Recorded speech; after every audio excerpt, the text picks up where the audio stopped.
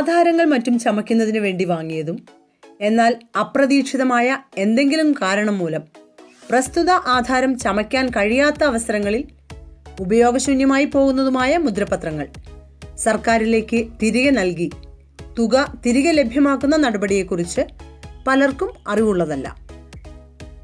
അപ്രകാരം ഉപയോഗശൂന്യമായ മുദ്രപത്രങ്ങൾ ബന്ധപ്പെട്ട തഹസീൽദാർ, റവന്യൂ ഡിവിഷണൽ ഓഫീസർ എന്നിവർക്കാണ് സ്റ്റാമ്പ് റീഫണ്ടിനായി അപേക്ഷ നൽകേണ്ടത്.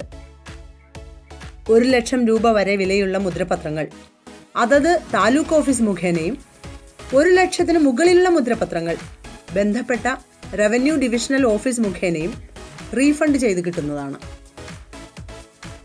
മുദ്രപത്രത്തിൽ അപേക്ഷകൻ വാങ്ങിയ തീയതിയായി രേഖപ്പെടുത്തിയിരിക്കുന്ന തീയതി മുതൽ 6 മാസത്തിനുള്ളിൽ അപേക്ഷ നൽകിയിരിക്കണം.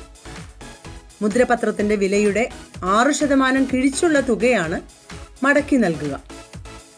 നിശ്ചിത അപേക്ഷാ കാലയളവായ 6 മാസം കഴിഞ്ഞുള്ള അപേക്ഷകളിലെ കാലതാമസം ഒഴിവാക്കി കിട്ടുന്നതിന് അപേക്ഷകൾ സംസ്ഥാന നികുതി വകുപ്പിലേക്കാണ് സമർപ്പിക്കേണ്ടത്. സംസ്ഥാന റവന്യൂ ഇൻഫർമേഷൻ ബ്യൂറോ.